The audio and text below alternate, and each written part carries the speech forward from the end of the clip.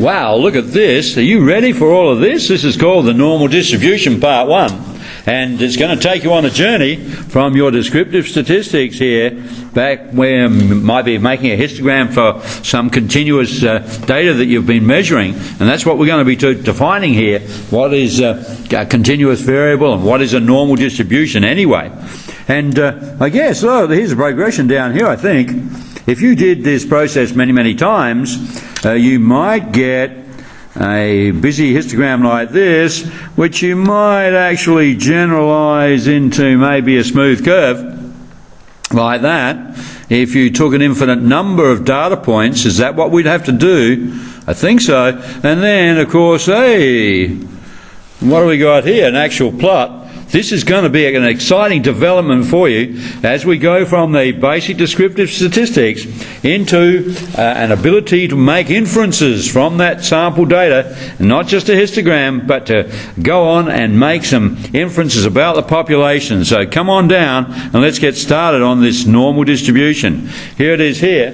First of all, a variable is what we're going to be measuring, is a quantity that can have different values for different individuals in the population. So we're out there going to measure these and going to make some inferences, just like we said in the last presentation. And if variables are used to describe random processes, they're called random variables. In other words, they're suffering random variation. Random, remember that word, that's an important word, equal opportunity for each member to be involved. So that randomness means any variation is equally likely, high or low, and so on. So that's the idea here, and that's going to be very important in normal distributions. And we'll come and look at that word again in a minute. So what are we going to be doing? Well, we're going to be measuring a numerical continuous variable here. Numerical continuous. What's an example? Height. That's an example. Weight. From the last presentation, brake pad life, tyre life, battery life or something, and it can take any numerical value, so there's no gaps in it. It's not discrete. It's not like saying, well, you're going to roll a die, what's the probability of getting a 1, a 2, a 3, you can't get a 1.5. Well, we're going to be talking about where you can get a continuity between integer values. It can take any numerical value in an interval. Okay. All right, and it's going to suffer random variation. That's what we're saying. We're going to take a variable, and these do. Are you aware of that? Heights and weights, and so many things in nature. Batteries are produced by machines, and machines produce random errors. Some will have slightly longer life, and some will have slightly shorter. There'll be a random variation coming out of machines, random error in manufacturing, random variation in nature produces this equal opportunity of being above or below a modal value. And that's the start of our thinking now. Okay, let's have a look at our histogram here. What was this anyway? Some screen clippings again here from Hayes and Harris. And this time what we're looking at is you've done a bit of a collection of data on yourself here. Maybe time to get to school. Each day. And you've done it over quite a few days here, and you've got this group data, and you can see it's starting to sort of have a modal value here, and there is a bit of randomness here. You know, sometimes you can get to school fairly quickly, other times longer. What would be the factors giving that random variation? Can you think of any? What about traffic? Okay, traffic, weather conditions, what else? What days on functions might be on in nearby venues, slowing it down, all sorts of things like that. So, you're going to have some days where you will have positive influences and some days where you'll have negative. So you're going to start to see a bit above, a bit below. Maybe some symmetry creeping in here, perhaps. Okay, and if we did it for long enough, as I said before, maybe if you did it many, many times, then your group intervals would be smaller, and you can measure more precisely if you like, and then you could say, well, it's almost a smooth curve. See what we've done here, put a smooth curve through there at the midpoint of each of the groups here, at the midpoint. If you join them up, you can say, well, this is a continuous variable. If I did it sufficiently for a sufficient number of times, I would have a continuous curve there. Because any time interval is possible. Any time is possible. I could go down to a millisecond for the journey. And therefore I would have a continuous distribution. Look at what I've done here. Changed it, not frequency now, but this is a relative frequency. This is the fraction of the times when you had that particular time to get to school. And you can read it off. Of 0.4. 40% of the time was this modal value here.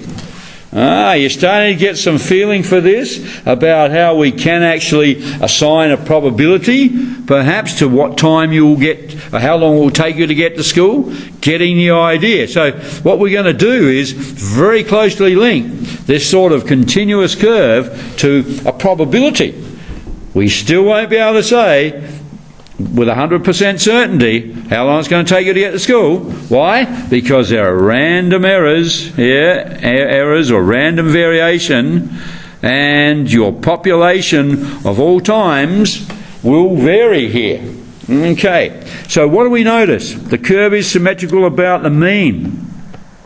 If we kept doing this process and it was suffering from random variation, we would get a symmetrical curve because of that randomness, equally likely to be later or earlier in your trip is the idea there.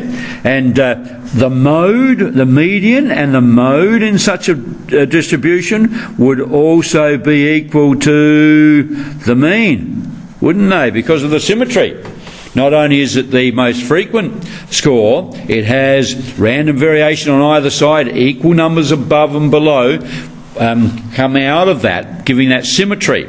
So there are three of them here. So this is a very, very special situation, and we call it the normal distribution or normal curve, but we'll come to that in a minute. The curve appears to have 2 points of inflection, okay, somewhere in here and in here, where it's changing from concave to convex on both sides here. Okay. So this is developing quite quickly, isn't it?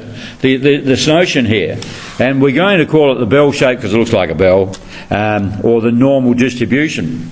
I'm not sure of the origin of that word normal, but a lot of normal characteristics of people follow this shape. It is normal to observe this variation in nature. Equal a modal value, a most likely value, and then it is normal, if you like, to have variation above and below in nature. Things like the height of trees. Some will grow tall and some won't grow so tall. Some will grow taller. Where? Why? Well, because you might get more water in some situations than another. The fertility of the soil for that particular tree, wind conditions, all sorts of things like that. And they're going to be random, not going to be actually controlled in a systematic way. Okay, this is it, the normal distribution. A lot of things in our environment follow this sort of symmetry or this sort of curve, and that's a very good reason for us to study it, and we're going to see some exciting applications for this coming up there. So, what do you want to do with it? Well, come on down here, and I want to summarise what we reckon is happening here. I just said it was concave going to convex, so where there's a change in curvature, what is this? You want to do some revision here. This is decreasing at an increasing rate to decreasing at a decreasing rate, and a similar statement on the other side for increasing. And so change of curvature represents that change in the rate of change. It's a point of inflection. Do we want to do any more maths? The second derivative is 0. We'll come to that later on. So are you interested in finding that for these curves? How much maths do you want to do? How much calculus do you want to do on this? Or are you just happy to stick with the statistics? I think we should look at a bit of both there. So come on down, and I've got something for you. Somebody's been busy here. Here is a formula to give a bell-shaped curve. Someone's been modelling and made up a formula here which gives a perfect bell-shaped curve. Notice it only goes up to 0.4, like we saw before. 40% here that's the peak value. Overall, I don't know, what should the total of these be? The sum of the relative frequencies of all the possible scores here around 0. So the mean here, has structured this function to have a mean of 0. The standard deviation would be somewhere in here by the looks of things. Somewhere in here. I don't know, we better find that out in a minute. Okay, we'd like to know the standard deviation of that one. So, yeah, this is interesting. It's got a mean of 0, and we don't know the standard deviation. We'd like to find that point of inflection in there. So let's have a look at, can we do that? Let's see if we can do some derivatives here. The derivative of this function is going to be 1 over root 2 pi. Derivative of e is itself with respect to neg half x squared, and then multiplying by the derivative of neg half x squared is neg a half by 2x. Okay, so let's simplify that a bit. 1 on root 2 pi e to the neg a half x squared and times by neg x. We're getting a bit messy here, because that's now going to have to be differentiated with the product rule. So let's do it. Derivative of the first term, e to the neg a half x squared by neg x again. So that's our first term differentiated, times by our second unchanged, plus the first term unchanged by the derivative of the second, which is neg 1. Alright, so what have we got? 1 over root 2 pi. Let's take e to the neg a half x squared outside the bracket. Got neg x by neg x is x squared, and we've only got take 1 there. So it factors nicely there. And let's now say, well, the point of inflection implies that the second derivative is 0. Now, 1 on root 2 pi and e to the neg half x squared cannot equal 0. That implies that x squared take 1 is the only values at which we can get the second derivative 0, so x squared equals 1. Remember that when you're finding the square root, there's a positive and negative value, positive and negative 1. So it's just what it looks like here. I'll get rid of the question marks, and that's occurring at 1, and this is occurring at neg 1. And the interesting thing, though, this function has a mean of 0 and a standard deviation of 1. So that's interesting. It looks like the point of inflection has occurred at exactly 1 standard deviation above and below. Alright, later on you might like to have a go at one of the harder ones I've got coming up, see if you can find its point of inflection and a connection to the standard deviation. Come down, let's see this develop. We've got a new function here, and here it is. A continuous probability density function.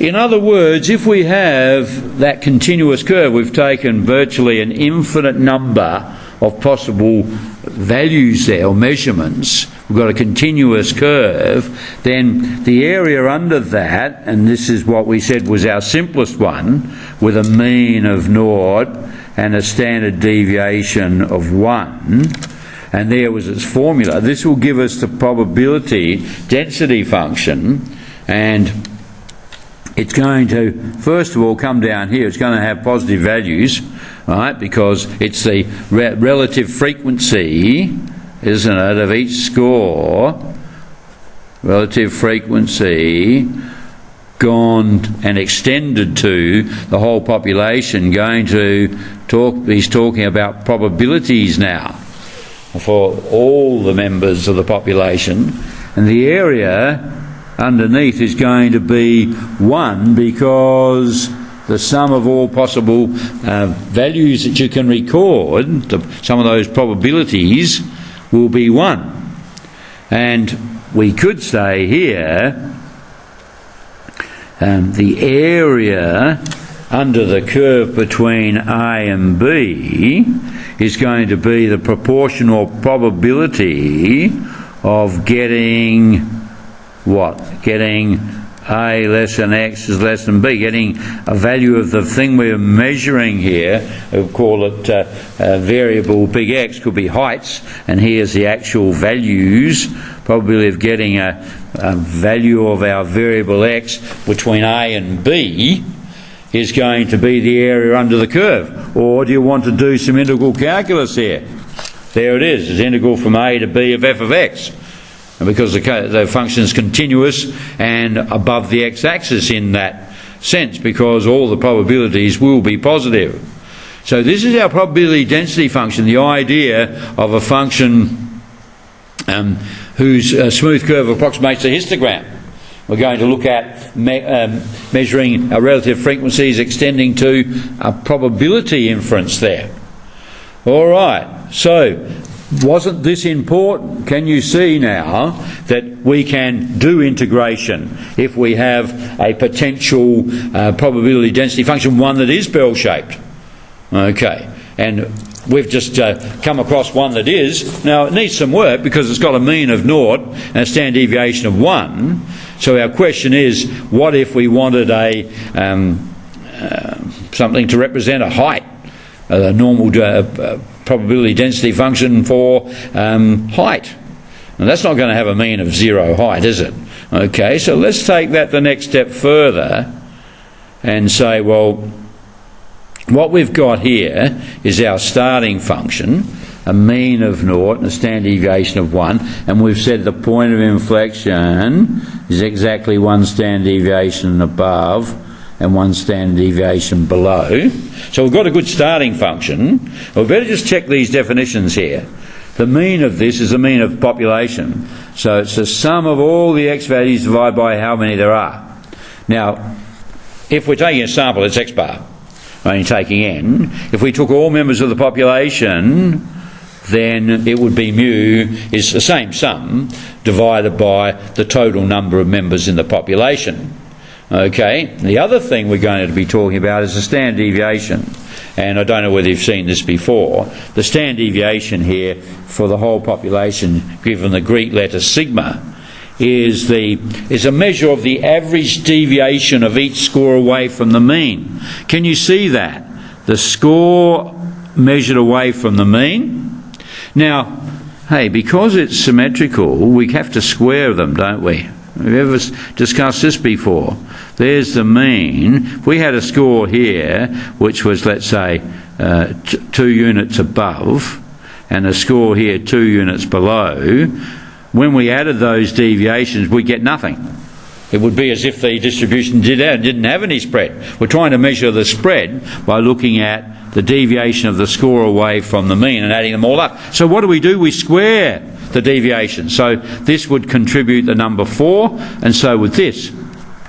And then we average the squares of the deviations so that we don't cancel them out. And then, of course, that's not right. That's the squares of the deviation. That's actually called the variance. So we actually have to then take the square root of it. So we're trying to estimate the average amount by which a score differs from the mean of the population. We've had to square it so we don't get cancelling out in our symmetrical distribution. This standard deviation calculation is very important in normal distribution. It is the key measure of spread. I think you can see why. Because, interesting enough, these points of inflection are exactly 1 sigma above and below the mean, because the sigma is 1, and we've just proven with our second derivative that that is the value of the x value of the point of inflection. All right, it's moving along, isn't it, with a bit of mathematics there in the background. We're not going to be doing much mathematics on this. We're going to use a calculator and the notion of the normal distribution and the probability density function, and using a calculator to calculate that. Okay, well, let's come down and just develop this. Here we have our curve and our function, and just checking here, that's mu is 0, sigma is 1, this is out at 1 and down at -1, and there's our formula. So, can we develop this further to saying, well, there we have it, that's unfortunately with a mean of 0 and a standard deviation of 1. What if our mean was something like heights or something, which was 140 centimetres and a sigma of 10, or something like that? Can we get a normal distribution curve, probably density curve, to represent that? I've got one here for you. I just showed you the answer. Don't want to do that yet. Hang on, we'll just go back up here. So there's our question down the bottom. This was our standard curve here, mean of 0, sigma of 1, where we went off and tried to find a nice bell-shaped probability density curve. But what if you had a mean of 10 and a sigma of 3? Can you see the area would still have to be 1 under here, as it is under here? But because it's spread out, sigma of 3, that means the standard deviation, the average deviation of scores away from the mean is 3. It's 3 times the spread of this, if you like, in that sense. And also the mean's out at 10. So because of the spread, the probability of that modal value is less. Probability of that modal value, if you like, is less. And the area is still going to be 1. But what would its formula be? Do you remember any mathematics of translations and dilations or stretches? Don't know whether you've done much maths in that area. Let's come down and see if we can get the formula for it and see why it might work. Okay, there it is. There's the formula. Can you see why it is working? Do you remember this idea? If you translate a graph 10 units in the x direction, the x term will be changed by x take 10. I don't know whether you've done this earlier in your maths career. We won't do transformation equations here, not part of this course. But do you remember things like this?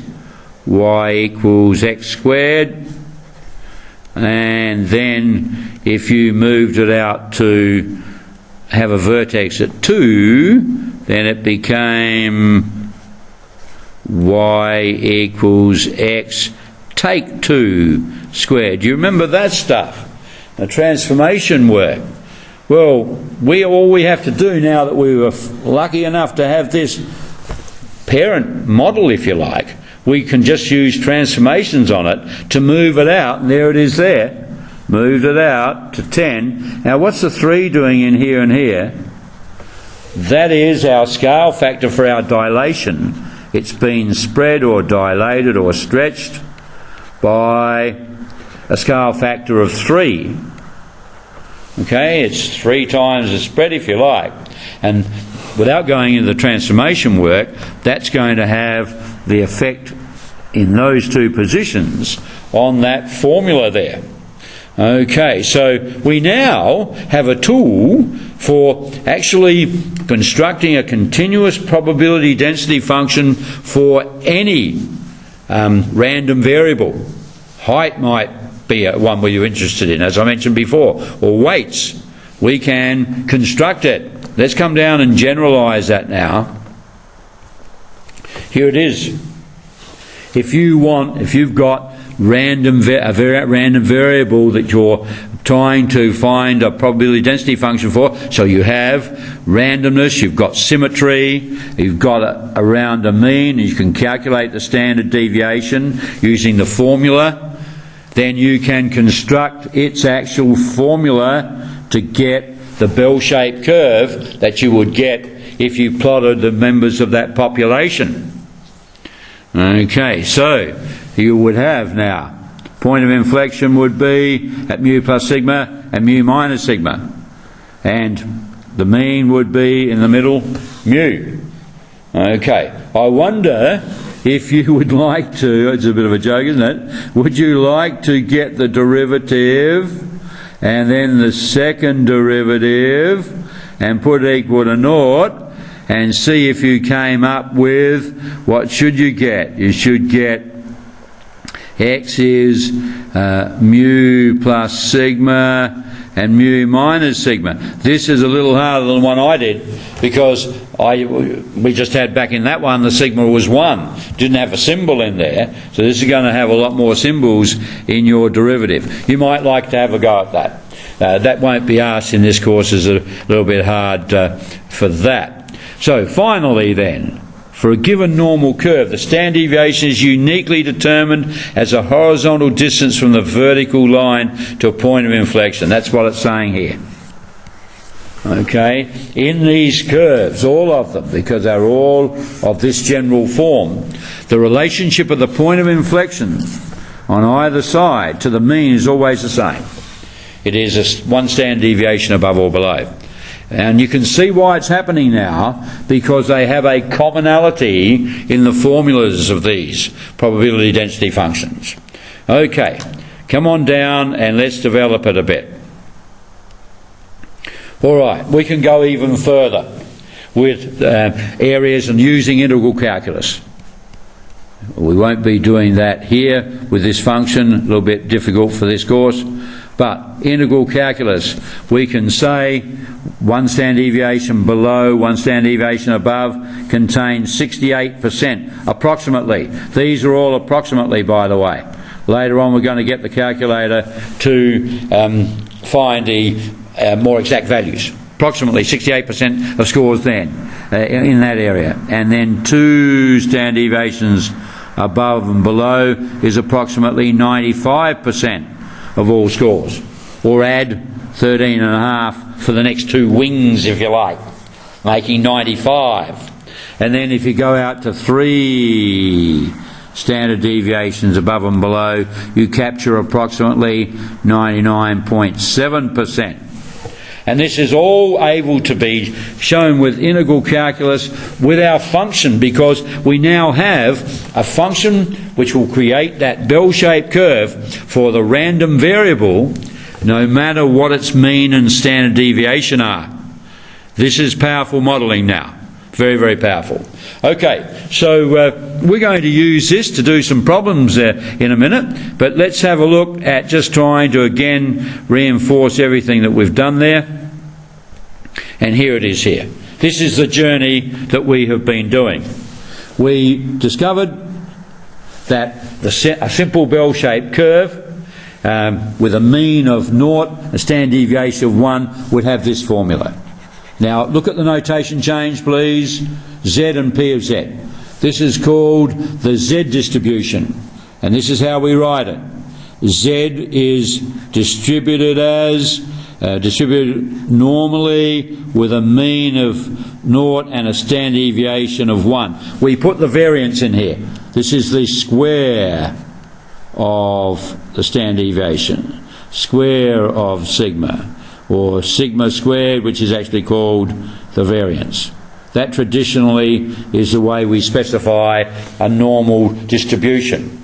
Using this symbol in here, the squiggle, to say is distributed normally as that. So that is the mummy or daddy of them all here. And I just noticed here, but please apologise, I apologise for that, that should be Z in there. So when we're measuring a variable which has a mean of 0, standard deviation of 1, it is a standard normal curve, and we call it the Z distribution, or the standard normal distribution. Standard normal distribution. So that's the base function. Now we have said come over here, and we have here any variable x. So it could have any mean or standard deviation. So we say variable x whose values are little x. So this is the variable name, like x is the height of all the people in your group or something, and these are the values you're measuring. And so x is distributed normally with a mean, and you put your number in there. Well, what was this? This is 10, and a standard deviation of 3. So you do something like that. That's our traditional way of specifying that. Okay, so sometimes it's useful, we're going to come and do this in a minute, for some problems to actually say, can I find an equivalent position? So let's say that position there. Is there an equivalent position over here on my standard normal curve? What would you do to actually find and, if you like, translate that back to there? Well, let's have a look at this formula here. You can say to go backwards to the Z curve, I take my x value, I'd subtract the mean. Why? Because that would then line it up over here on the 0 value. If I subtracted the mean, I would be moving this distribution back to a mean of 0. Okay, if I took mu away from every score here, back the distribution would go, reversing that translation. And then if I divided by sigma, I would shrink it down to a standard deviation of 1 again. So this is going to be a powerful tool. This is called a Z-score, and what it is finding an equivalent position on the standard normal curve. Equivalent position on the standard normal curve, if you like, or on the Z curve, or Z distribution, if you like. Various ways of saying that in acceptable jargon. Okay, so that's what we're doing. Please keep in mind the relationships here. This is the x distribution, a distribution of some variable x which is showing random variation, giving rise to the symmetry of the bell-shaped or normal curve. Okay, are you getting it? We're going to do some practice with this later on. Okay, so here we have it. If the variable x is normally distributed, so we're getting the bell-shaped curve, and you've worked out its mean, and you've got a formula for the standard deviation, or you can do it on the calculator. That's not what we're going to be doing in this course. We've moved on from that part of descriptive statistics. Then here we are. This is the equivalent position on the standard normal curve, or z equals x minus mu on sigma produces the standard normal distribution. And because it's got a mean of 1, a mean of 0, and a standard deviation of 1, what it means is that variable is actually the number of standard deviations x is from the mean.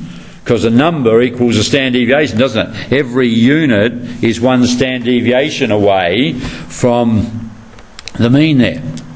Okay, so units are standard deviations on the Z curve, if you like to think of it that way. I would like you to think about this as producing an equivalent position on the Z distribution, on the Z curve, if you like. And that's going to be useful later on, if you can think about that. So you can see what I'm developing here, trying to get you to see that the initial model is the Z model, if you like, of this bell-shaped behaviour, of this normal distribution, of this distribution of a random variable, and then we will develop the other functions from it by a translation or transformation approach, a translation and a dilation. And so this makes the work very easy to go between our various distributions and to use them effectively. All right, come on down and let's have a look at some problems now. So again, from Hayes and Harris, of course the textbook does it a little bit differently from what I'm doing here, but I think the way I'm pulling this together for you will give you a deeper understanding. Anyway, so here is the first one, and I'm going to get you to discuss the properties of a standard normal curve, and then a curve, a distribution of any variable. And remember, some things are in common. There's 68% and things like that. Because they are the same basic function, moved and dilated, their relationship to the mean and the standard deviation is common. Okay, so find the probability that the standard normal distribution Z lies between -2 and 1. -2 and 1. Oh, no, not 1, no, that's the -1. -2 and 1. So you can see what they're doing here. It's on the Z curve, so you know the mu is 0, the mean is 0, the standard deviation is 1. So this is 1 above and down to 1 below, that's 68%. And then you've got half of the next wing, which takes you out to 95. You've only got half, 13.5. So you can add all that up, and 68 and 13.5, 81.5%. You can either do it in percent or 0.815 as a decimal. Please notice this is approximate. You don't do this unless they're indicating to use those approximate slicing, I call it slicing up, of the bell shape or normal distribution curve. You only use it if that's indicated. If they want more accurate answers, you will use technology. Okay, so I want you to do that for Emma's results here. See what we're trying to do. The mu and sigma of each of these results in her subject scores in different classes are all different. It makes it hard to see relatively better performances. Which one's relatively better relative to the class, and what the mean and the standard deviation of the class was. Where does she rate in each class? Well, you could actually find equivalent positions on the Z curve or Z distribution and compare them. And the higher up the Z, the better they are. Okay, so you're trying to get a Z score, a score equivalent to each of these on a common distribution. So that common distribution will enable you to compare the performances, because otherwise a different mean and different sigma, what is better? That makes it harder to visualise.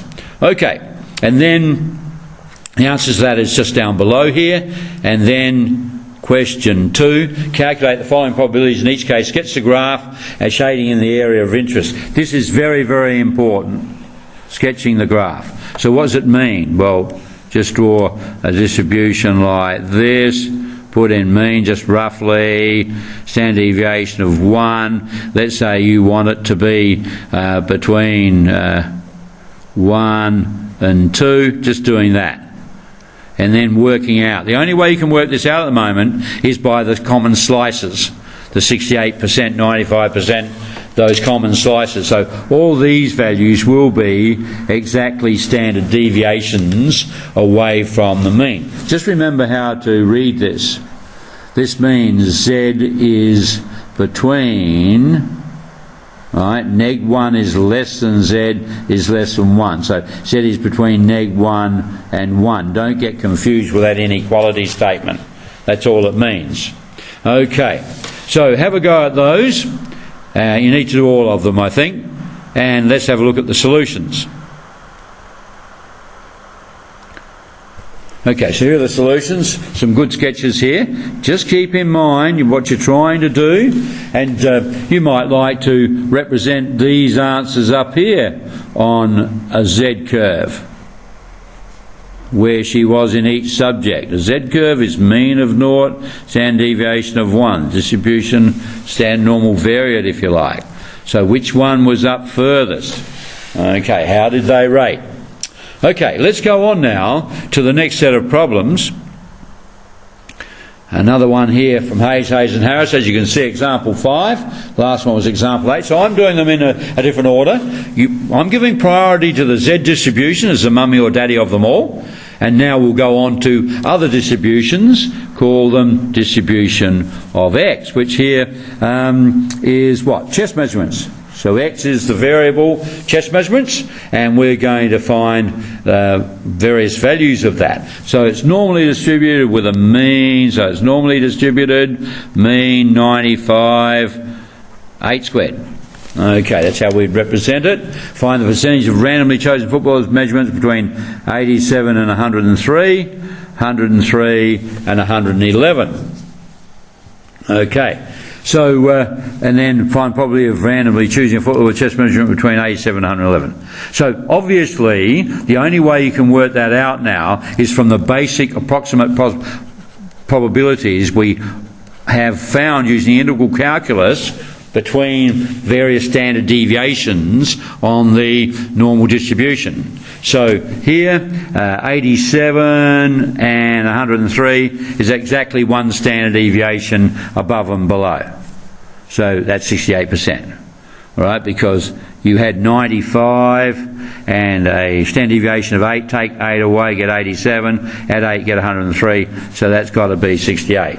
Okay, do you get the idea? And between the next one, 103 and 111 up here, 103 is one standard deviation, 111 is 2 standard deviations. So the gap in there is approximately 13.5%. And the last one, 87, is 1 standard deviation below, and 111 is 2 standard deviations above. So that much is 68% and plus 13.5%. Okay, so the same idea as before. So are you ready? Come down and we'll get you to have a look at some of these. So there's the first 4 problems I'd like you to have a go at. And the answers coming up down below.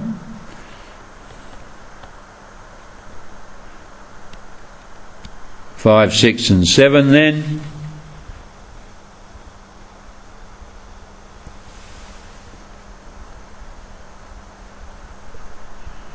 I think get 8, 9 and 10, just 11 left there.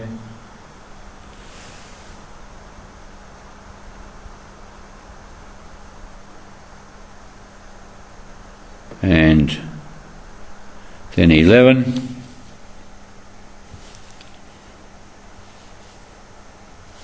Okay.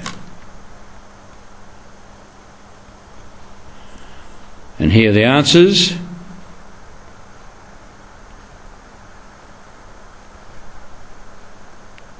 B4 and 5.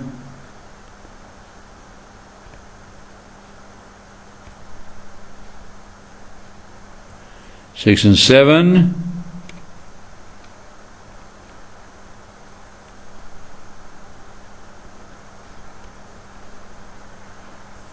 Eight and 9.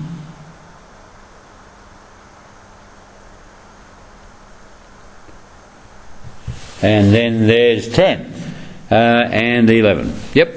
All right. So I hope you did well with that. Keep thinking about it. Go back over it and check out your understanding of this distribution of random variables and normal distribution. And I'll catch you in the next presentation. Cheers for now.